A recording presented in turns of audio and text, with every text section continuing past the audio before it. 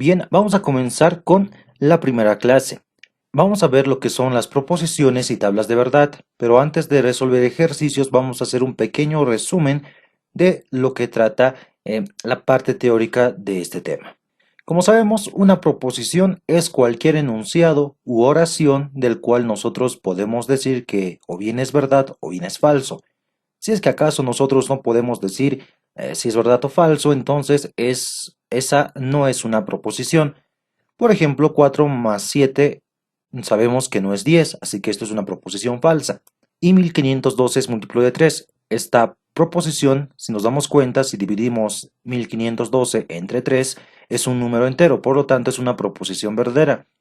En cambio, esta última, de acá, no podemos decir que es verdad o mentira, porque en función de los valores que demos a A y a Z, X podría tener distintos valores, así que esta no es una proposición porque no podemos decir que es verdad o mentira.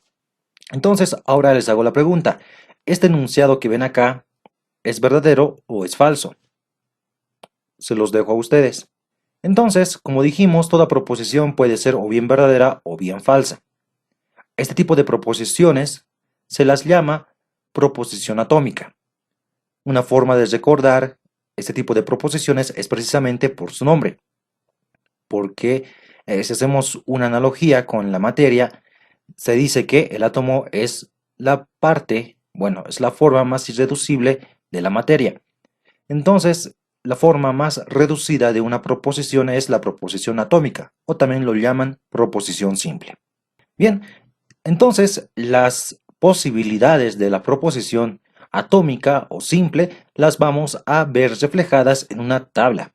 En este caso tenemos la proposición P y sus dos posibilidades vienen dados en esta tabla. Podemos hacer acá una similitud entre lo que es una proposición y una variable.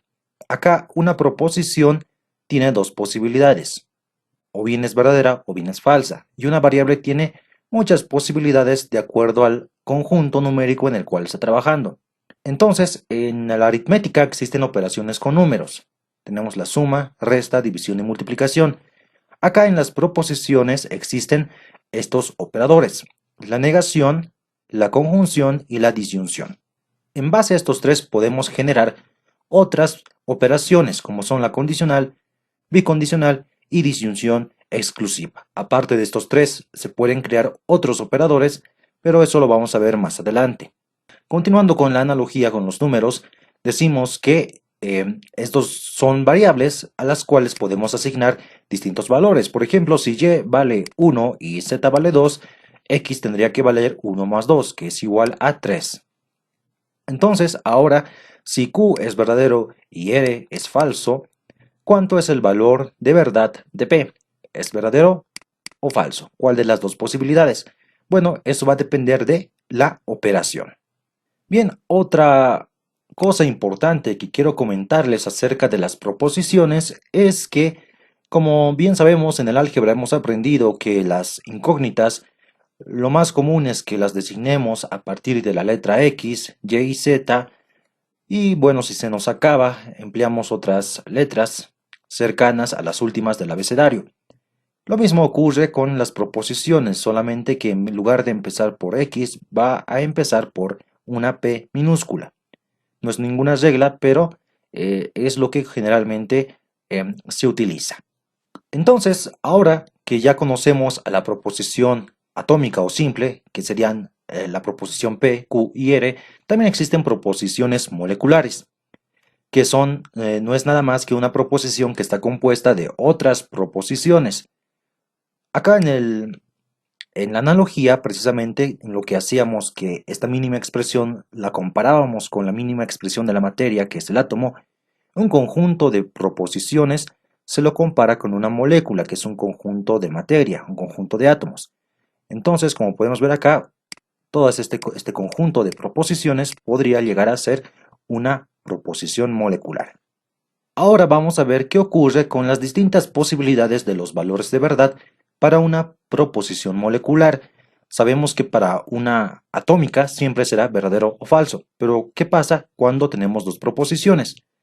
En ese caso, lo que nosotros haremos será tomar las distintas posibilidades que se pueden dar.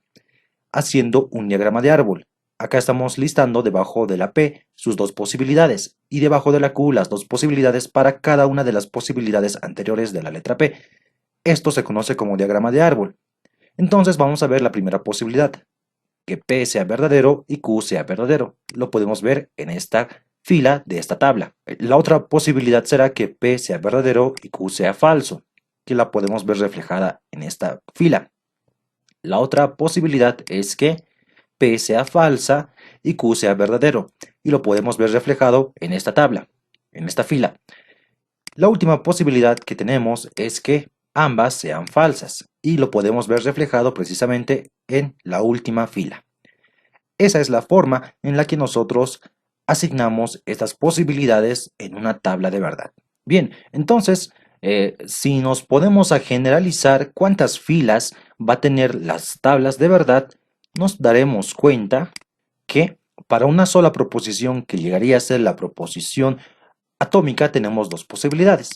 Acá están. Para dos proposiciones, si hacemos el diagrama de árbol, vamos a contar, tenemos 1, 2, 3 y 4. Tenemos 4 posibilidades. Y si tenemos tres proposiciones, vamos a contar 1, 2, 3, 4, 5, 6, 7 y 8. Entonces, de estos números 2, 4 y 8, nosotros podemos hacer lo que se conoce como poner en evidencia. Vamos a poner en evidencia cierto patrón que se pudiera estar dando en lo que acabamos de hallar. En este caso nosotros vamos a hacer lo siguiente. 2 lo podemos escribir como 2 elevado a la 1, 4 como 2 al cuadrado y 8 como 2 al cubo. Entonces notemos que la base siempre es 2 y que el exponente es 1, 2, 3 y seguramente va a seguir creciendo con cada proposición, por lo que nosotros podemos generalizar que para n proposiciones se va a tener 2 a la n filas en nuestra tabla de verdad. Ahora hablemos de la primera operación. Esta se llama negación y tiene este símbolo. Esta operación se va a dar en una proposición. Como podemos darnos cuenta, esta proposición tiene dos posibilidades, así que tiene dos filas. Y es fácil de darnos cuenta que la negación lo que hace es cambiar el valor de verdad. Lo que era verdadero ahora se vuelve falso y viceversa.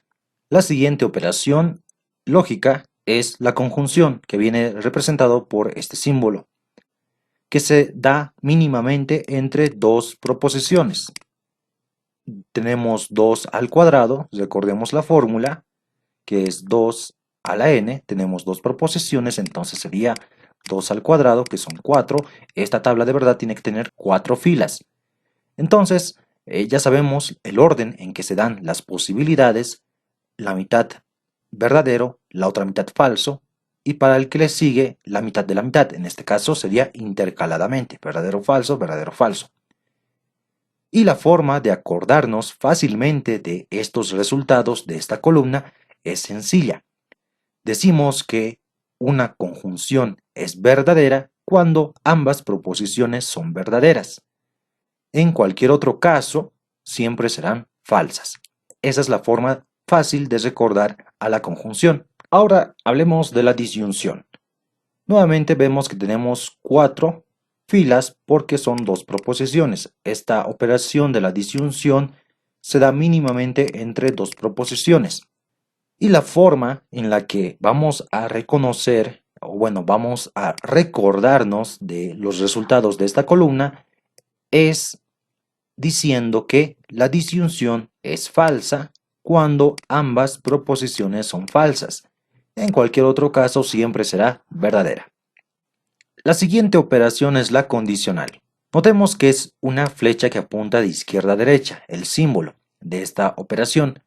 Entonces, precisamente como existe un orden de izquierda a derecha, entonces a las proposiciones, cuando estamos operándolas con la condicional, se las llama antecedente a la proposición que se encuentra a la izquierda y consecuente a la que se encuentra a la derecha. Entonces, la forma en que nosotros nos vamos a recordar de los resultados de esta columna es con la siguiente regla. Se dice que una condicional es falsa cuando el antecedente es verdadero y el consecuente es falso. En cualquier otra posibilidad siempre va a ser verdadera. Ahora tenemos la disyunción exclusiva, que vamos a ver representada con este símbolo. Notemos que es el mismo símbolo que la disyunción, salvo que se le agrega una raya horizontal debajo. Notemos que la forma en que vamos a reconocer los resultados de esta columna, es decir, los resultados de una disyunción exclusiva, es la siguiente. Una disyunción exclusiva es falsa cuando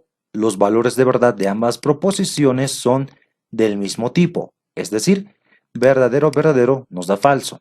Falso, falso nos da falso. Y solamente nos dará verdadero cuando sus valores de verdad tanto de P y de Q sean distintos. Ahora veremos la doble condicional, que es lo opuesto a la anterior. Se dice que la doble condicional es verdadera cuando ambas proposiciones tienen el mismo valor de verdad, caso contrario es falsa. Es lo opuesto a la disyunción exclusiva. Y bien, hasta ahí tenemos un breve resumen de lo que es esta pequeña parte del tema, de lo que son las tablas de verdad. Entonces ya podemos empezar con los ejercicios.